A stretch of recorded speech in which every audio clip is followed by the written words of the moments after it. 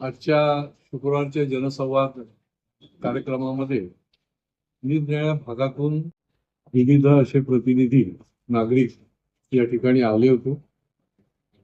यावेळेला डोंबिवलीहून देखील जे MIDC भागामध्ये राहणारे नागरिक आहेत ते देखील या ठिकाणी आले होते.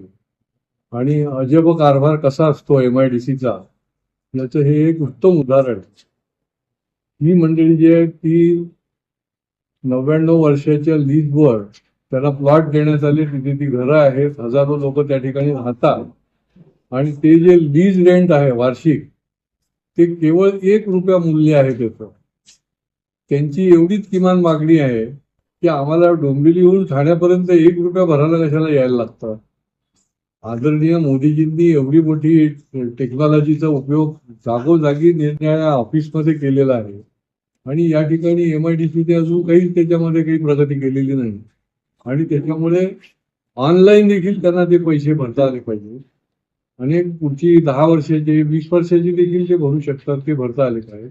कारण की हे जे त्या ठिकाणचे रहिवासी आहेत त्यांना तिकडून या ठिकाणी यायला फार मोठा म्हणजे ट्रेनने किंवा बाय रोड यायला दोन्ही बाजूने त्यांना हे वेळखाऊ आहे आणि त्याच्यामुळे ते झालं पाहिजे. आणि ते मी ताबडतोब संपर्क करून त्यांनी सांगितलं की 1 आठवड्यामध्ये आपण हे मार्गी लावू. की एवढी वर्ष हे लोकांना हा प्रॉब्लेम होता. म्हणजे हा कारभारच अजब आहे. महापालिकेमध्ये देखील आता परवा आम्ही मिटिंग घेतली. हे जे कॉन्ट्रॅक्ट लेबर आहे, कंत्राटी कामगार ज्याला म्हणतात, हजारोने आहेत आणि यांना वेट बिगारासारखी तुम्ही राबवता. पाणी खातं असेल, आरोग्य खातं असेल, त्याच्यानंतर निरनिराळी जी खातीमध्ये कंत्राटी कामगार आहेत हे ठेकेदार काय महापालिकेचे जावई आहेत का? 4-4 महिने या कंत्राटी कामगारांना पगार नाही, ज्यांना एकही दिवस सुटी नाही. म्हणजे हे गुलामाच्या वरदान झालेलं आहे. आणि त्याच्यामुळे आम्ही सख्तपणे त्यांना ताकीद दिलेली आहे की याच्यामध्ये तुम्ही 1 आठवड्याच्या आत म्हणजे त्याचे पगार तर झाले पाहिजेत आणि 1 आठवड्याच्या आत जर याच्यामध्ये तुम्ही सुधारणा नाही केली तर महापालिकेच्या समोर त्या ठिकाणी ते धरलं धरून बसतो. कॉन्ट्रॅक्टरची कशा करता हे लाड पुरवले जातात. 4-4 महिने हे पगार देत नाहीत आणि यांच्याकडनं यांना राबवून घेतात आणि 1-2 नाही, शेकडोने कंत्राटी कामगार निरनिराळ्या खात्यातले आहेत.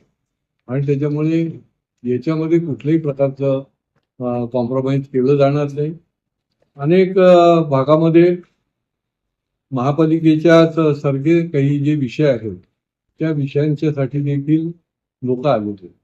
आता जे जुने रहिवासी आहेत त्यांचा हक्क अबाधित असला पाहिजे.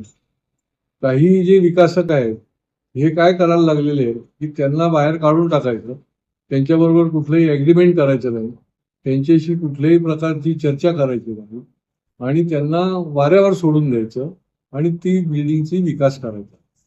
मी शहर विकास खात्याला सख्तपणे सांगितलेलं की यांचा हक्क जो आहे तो अबाधित आहे आणि त्या अबाधित राहण्याकरता तुम्ही वेळ पडली तर यांना कुठल्याही प्रकारचे परवानगी देता कामा नये. परंतु हे लोक 40-40 वर्ष राहणाऱ्यांना तुम्ही जर त्यांचा हक्क देखील देत नसाल तर हे कदापि सहन होणार नाही. आणि त्याच्यामुळे त्यांनी देखील त्याप्रमाणे कार्यवाही करण्याचं ठरवलेलं आहे. या काळामध्ये आणखीन एक ज्याला म्हणता येईल की धक्कादायकही म्हणता येईल आणि गमतीदारही म्हणता येईल की आता SIR चालू आहे. म्हणजे मतदार पुनर्नोंदणी, पुनर्रचना आणि तपासणी याचा फार मोठा देशभर कार्यक्रम चालू आहे. आणि याच्यामध्ये सगळेच प्रतिनिधी जे आहेत, जे सामाजिक संघटनांचे आहेत, ते देखील याच्यामध्ये सहकार्य करायला पुढे आले.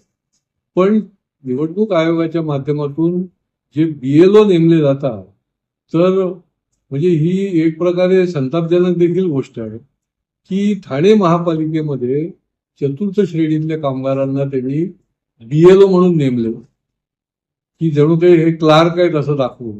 आता 4थी श्रेणीतल्या कामगारांना BLO नेमताच येत नाही. तर हे सगळे लोक माझ्याकडे आले आज या जनसंवाद दरबारामध्ये. त्यांनी सांगितलं, साहेब आम्हाला प्रशिक्षण देताना काय सांगतायत तेच कळत नाहीये. हे 4थी श्रेणी कामगार आहेत आणि यांना अशा प्रकारे तुम्हाला नेमता येत नाही. तर तुम्ही खाते भरणी करण्याकरता अशा पद्धतीने जर महापालिकेचे कनिष्ठ अधिकारी अशा प्रकारच्या याद्या बनवून जर यांना कामाला लावत असेल ते बरोबर नाही. मी ताबडतोब माननीय जिल्हाधिकारी आणि माननीय आयुक्तांशी चर्चा केली आणि त्यांनी ताबडतोब ते विड्रॉ करण्याचं ठरवलं आहे. की अशा पद्धतीने म्हणजे ज्याला म्हणता येईल की दुर्लक्षच करायचं आणि काहीतरी आपलं यादीला यादी द्यायची म्हणून नावं द्यायची, हे त्या अधिकाऱ्यावर खरं तर कारवाई केली पाहिजे. अशा पद्धतीने एवढं महत्वाचं लोकशाहीच्या काम सुरू होत असताना तुम्ही जर अशा पद्धतीने नावं देत असाल आणि ज्यांची नावं दिली चतुर्थ श्रेणीतली त्यांना देखील जर जबरदस्ती करत असाल, त्यांच्यावर कारवाई करण्याची पण भीती दाखवत असाल, तर हे बरोबर नाही.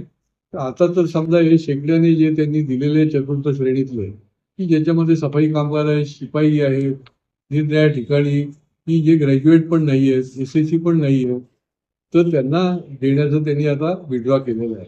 असे निरनिराळे विषय घेऊन, काही व्यक्तिगत विषय घेऊन देखील या आपल्या जनसंवाद कार्यक्रमामध्ये लोक आले होते. ऍडमिशनच्या संबंधामधले देखील विषय चालू आहेत. फी वाढीच्या संबंधामध्ये ज्या प्रकारे CBSE शाळांनी पालकांना वेठीस धरण्याचं ठरवून फी वाढ केली आहे, त्याच्या संबंधी विषय चालू आहेत आणि त्यामुळे अनेक समस्या लोकांच्या आहेत आणि त्या सोडवण्याकरता जे म्हणून करता येतं ते लोकसहभागातून आणि आमच्या माध्यमातून आम्ही करण्याचा प्रयत्न करत आहोत.